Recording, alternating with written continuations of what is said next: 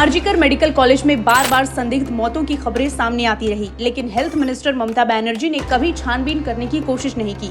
अगर की होती तो शायद कितने ही मासूम छात्र की जान बच जाती और ट्रेनी डॉक्टर के साथ बर्बरता न होती। हालांकि इन सभी मौतों को सुसाइड बता दिया गया था, जैसे इस बार भी कोशिश हुई। 2001 में 31 साल के एक छात्र की मौत को पुलिस ने सुसाइड बता दिया था, जबकि दूसरे छात्रों के मुताबिक मेडिकल कॉलेज में पॉर्न रैकेट चल रहा था और छात्र उसी स्कैंडल को एक्सपोज करने वाला था कि अचानक उसकी लाश फंदे से लटकी मिली। सबूत के तौर पर पुलिस को कॉलेज की पहली मंजिल से मूवी शॉट करने वाले ट्राइपॉड और रिफ्लेक्टर भी मिले, लेकिन फिर भी मामला ठंडे बस्ते में डाल दिया गया।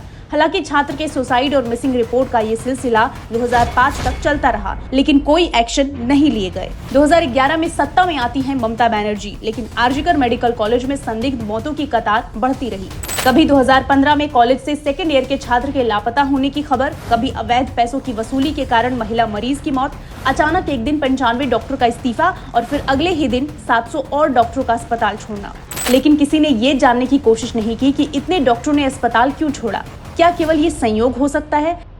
2020 में एक महिला डॉक्टर का सुसाइड, 2023 में जूनियर डॉक्टर की अस्पताल की 6ठी मंजिल से कूदकर आत्महत्या करना, फिर पिछले साल अगस्त में लगातार 2 इंटर्न डॉक्टरों का ड्रग ओवरडोज से मौत और फिर इंटर्न महिला का सीनियर डॉक्टर के खिलाफ मोलेस्ट की शिकायत करना। रिपोर्ट तो ये भी आई कि अस्पताल में पोस्टमार्टम के शवों को प्रैक्टिकल के लिए इस्तेमाल किया जाता रहा है।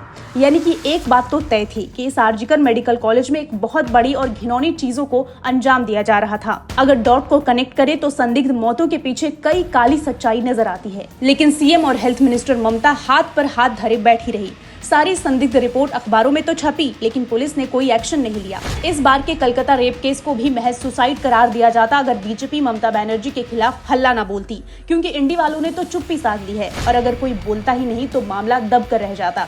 जैसे पहले भी सभी मामले सुसाइड बताए गए, क्योंकि जैसे ही सीबीआई के हाथ में केस गया, वारदात स्थल को डिस्ट्रॉय करने की कोशिश की गई, प्रोटेस्टर्स पर हमला हुआ। इतना ही नहीं, आरजीकर अस्पताल के हेड को जांच में शामिल करने की जगह दूसरे अस्पताल का प्रिंसिपल नियुक्त कर दिया गया और ये सब कुछ हेल्थ मिनिस्टर ममता बनर्जी के नाक के नीचे होता रहा और ममता बनर्जी धृतराष्ट्र बनकर बैठी रही।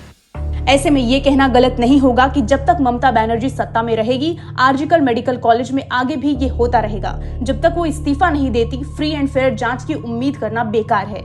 इतना ही नहीं, अपनी सरकार की नाकामी मानने के बजाय सरकार खुद को डिफेंड करने के लिए कपिल सिब्बल जैसे नामी वकीलों को हायर कर चुकी है और इसमें तो कोई शक नहीं है कि उनकी मोटी फीस भी ममता बनर्जी टैक्स पेयर्स के पैसों से ही भर रही है। ममता की फौज ने तो ममता पर उंगली उठाने वालों की उंगली कुचलने की भी वार्निंग दी है। बेशर्मी तो और देखिए, जब टीएमसी नेता ने इस रेप की घटना की निंदा की तो ममता बनर्जी ने उन्हें पार्टी के प्रवक्ता पद से ही हटा दिया। 24 साल से आरजीकर मेडिकल कॉलेज में छात्रों की संदिग्ध मौतें इस बात को साबित करती है कि Mamata Banerjee as a CM, as a health minister, as a home minister पूरी तरह फेल साबित हुई और अब उनके इस्तीफा देने का वक्त आ गया है।